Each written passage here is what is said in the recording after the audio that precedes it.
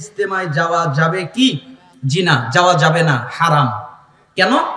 আল্লাহ তাআলা বলেছেন, ইয়া আইয়ুহার রাসূল, হে রাসূল, বাল্লিক, আপনি তাবলীগ করুন, মা উনজিলা ইলাইকা মির রাব্বিক, আপনার রবের পক্ষ থেকে যা নাজিল হয়েছে তাই। ওয়া ইল্লাম তাফআল ফামা বাল্লাগতা রিসালাতাহু, আর আপনি যদি এমনটা না করেন তাহলে রিসালাতের দায়িত্ব পৌঁছালেন না। তো নবী যদি আল্লাহর কিতাব ছাড়া তাবলীগ করে তাহলে আল্লাহর নবীর রিসালাতের দায়িত্ব পৌঁছালেন না, এই হুমকি আল্লাহ দিলেন। অতএব টঙ্গীর মাঠে আল্লাহর কিতাব দিয়ে তাবলীগ হয় না, হয় ফাজাইল বর্ণনা, বুজুর্গানে দ্বীনের ধর্ম দিয়ে দোহাই দিয়ে। অতএব বুজুর্গানে দ্বীনের ধর্ম দোহাইয়ের তাবলীগে যাওয়া যাবে না, হারাম, কখনোই যাওয়া যাবে না।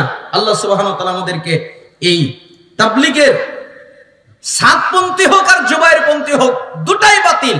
কয় একজন খায় গাঁজা আর একজন খায় হলো মদ। কয় যে কোনটা ভালো, ইয়াবা ভালো না ফেন্সিডিল ভালো? আপনারা কি মনে করেন? দুটাই খারাপ না? তো সাত বলেন আর জুবাইর বলেন, যেই পন্থী বলেন, দুটা একই। আকীদা ভ্রষ্ট, আকীদা সঠিক নয়, ইসলামী আকীদা নয়। অতএব তাদের ইজতেমায় যাওয়া যাবে না, হারাম। জনৈক ব্যক্তি বলেছেন, কেউ যদি জিন্দা ওলি দেখতে চান তাহলে অমুক ব্যক্তির দিকে তাকান। এভাবে কাউকে জিন্দা ওলি বলা যাবে কি? জি না, এভাবে বলা নিষিদ্ধ। একজনকে বলাও যাবে না লোকটা জান্নাতি, আবার একজনকে বলাও যাবে না লোকটা জাহান্নামী। এইভাবে ডাইরেক্ট ইনডাইরেক্ট করে একজন ব্যক্তিকে এই উপাধি দেওয়া যাবে না।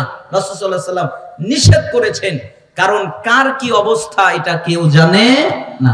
এজন্য কাউকে ডাইরেক্ট সে সত্যিকারের আল্লাহর ওলি বলে সম্বোধন করা যাবে না। ওটা আল্লাহ জানেন, আল্লাহর ওলি হলে হবে, কিন্তু আমাদের ডাইরেক্ট বলার কোনো সুযোগ নাই। 14ই ফেব্রুয়ারি সম্পর্কে কিছু বলেন। 14ই ফেব্রুয়ারি কি দিবস? ভালোবাসা দিবস, হারাম। এই দিবস নিষিদ্ধ। ইসলামের যতগুলো দিবস আছে তা হলো দুইটা, একটা হলো ঈদুল আযহা আর একটা হলো ঈদুল ফিতর। এছাড়া আর কোনো দিবস নাই আলাদাভাবে। 14ই ফেব্রুয়ারি, তারপর আরো কত কিছু করে, এগুলো হারাম। আপনি এক জায়গায় বলেছেন, দিনের পথে আসতে চাই, অনেক চেষ্টা করেও পারি না, কি করা উচিত? সবচেয়ে জরুরি কাজ হচ্ছে আল্লাহ তাআলাকে ভয় করবেন আর একটা দোয়া পড়বেন। মিশকাত 975 নম্বর হাদিস। কয় নম্বর হাদিস? একবার অন্তরে খোদাই করে নেন, এটা একদম আশ্চর্যজনক দোয়া। প্রত্যেকের জন্য একটা পারমাণবিক বোমা আছে না? প্রত্যেক জাতির তাদের দেশে একটা পারমাণবিক বোমা থাকে, যেটা দিয়ে সে ওকে ধ্বংস করবে, ভয় দেখায়। ঠিক মুসলমানের একটা পারমাণবিক বোমা আছে যা দিয়ে মুসলমানরা শয়তানকে ভয় দেখায়। এটা হলো ওই পারমাণবিক বোমা যেটা মিশকাত 975 নম্বর হাদিসে এসেছে।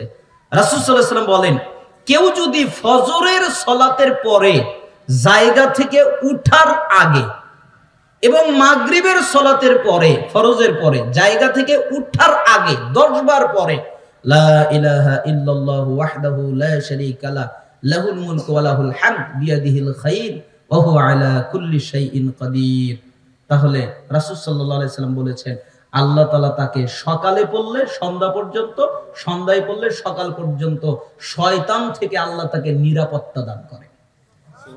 কার থেকে নিরাপত্তা দান করেন? শয়তান।